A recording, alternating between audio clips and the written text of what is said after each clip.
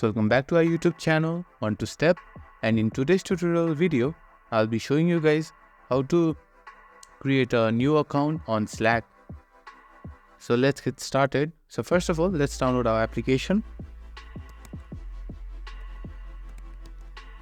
Slack format. So here you have two options. You can either download it from the App Store or you can download it from the website. I prefer downloading it from the website. So here you have the download icon. So guys, the app is already on my device. So if you want to download it, you can click on this download option. So let's get into our app. So once you have entered the app, you can see there is a sign in option. So click on it. Here you can see I've already got my channel. So let's click on open in Slack. So guys, you can either download it,